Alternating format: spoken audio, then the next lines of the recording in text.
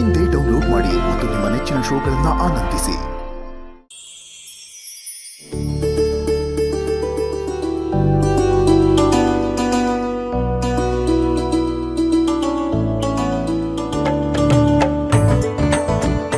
ಗೋಪಿ ಆಯ್ತೇನೆ? ಆಯ್ತು ಅಕ್ಕ. ಏನಾಗುತ್ತೋ ಏನೋ, ಅಪರೂಪಕ್ಕೆ ಬಿಸಿ ಬಿಸಿಯಾಗಿ ಉಪ್ಪಿಟ್ಟು ತಿನ್ಬೇಕು ಅಂತ ಕೇಳಿದ್ರೆ ಇನ್ನು ಕಾಯಿ ತುರ್ಕೊಂಡು ಕೂತಿದ್ದಾಳೆ. ಹಾಗೇನಿಲ್ಲ ಅಕ್ಕ, ಹರಗಳಿಗೆ ಎಲ್ಲ ಆಗೋಯ್ತು.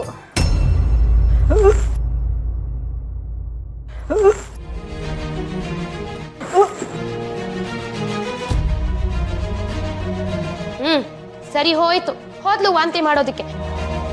ಇವಳು ಉಪ್ಪಿಟ್ಟು ಮಾಡ್ದಂಗೆ ನಾನು ತಿಂದಂಗೆ. ಅಲ್ಲ ಸೀತಕ್ಕ, ಅವಳು ಬಸ್ರಿ ಹೆಂಗಸು. ಈ ಸಮಯದಲ್ಲಿ ವಾಂತಿ ಆಗೋದು ಸಹಜ. ಇವತ್ತೊಂದಿನ ಅವರೆಕಾಳು ಉಪ್ಪಿಟ್ಟು ತಿನ್ಲಿಲ್ಲ ಅಂದಿದ್ರೆ ಏನಾಗ್ತಿತ್ತು? ಏನಾಗ್ತಿತ್ತಪ್ಪ? ಏನೂ ಆಗ್ತಿರ್ಲಿಲ್ಲ. ಪ್ರಪಂಚ ಏನಾದ್ರೂ ಮುಳುಗೋಗ್ತಿತ್ತೆ? ಬಿಡು. ಇನ್ನು ಮೇಲೆ ಬಿಸಿ ಬಿಸಿದಲ್ಲ, ತಣ್ಣಗಿರೋದನ್ನು ತಿನ್ನೋದಿಲ್ಲ ಬಿಡು. ಛೇ, ಯಾಕೆ ಹಾಗೆ ಮಾತಾಡ್ತೀಯ? ಒಂದು ಅರೆಗಳಿಗೆ ತಡ್ಕೋ, ನಾನೇ ಉಪ್ಪಿಟ್ಟು ಮಾಡಿಕೊಡ್ತೀನಿ. ಛೇ, ತಳ ಮುಟ್ಟಳ. ಹೆಂಗಸರು ಇರೋ ಮನೆಯಲ್ಲಿ ಗಂಡಸು ಅಡುಗೆ ಮಾಡ್ತೀನಿ ಅನ್ನೋದೇ ಪ್ರಾರಬ್ಧ.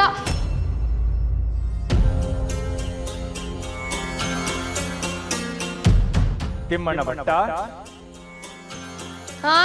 ತಿಮ್ಮಣ್ಣ ಭಟ್ಟ ಈಗ ಅಡುಗೆ ಭಟ್ಟ. ಇಷ್ಟು ದಿನ ಹೆಂಡತಿ ಸೆರಗಿಟ್ಕೊಂಡು ಓಡಾಡೋನು ಈಗ ಸೌಟ್ ಹಿಡಿತೀನಿ ಅಂತ ನಿಂತಿದ್ದಾನೆ.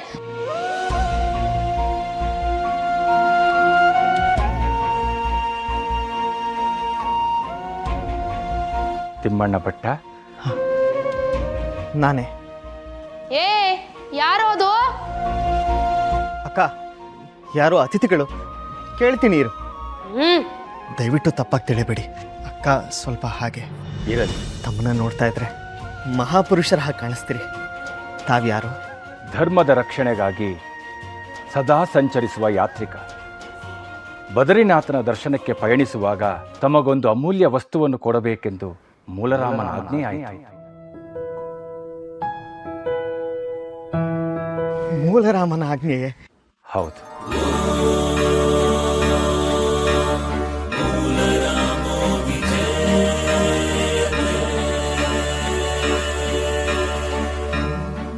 ಗೋಪಿ, ಗೋಪಿ ಬಂದೇರಿ. ಗೋಪಿ, ಮಹಾತ್ಮರು ಬಂದಿದ್ದಾರೆ. ಬಾ, ಆಶೀರ್ವಾದ ತಗೋಣ.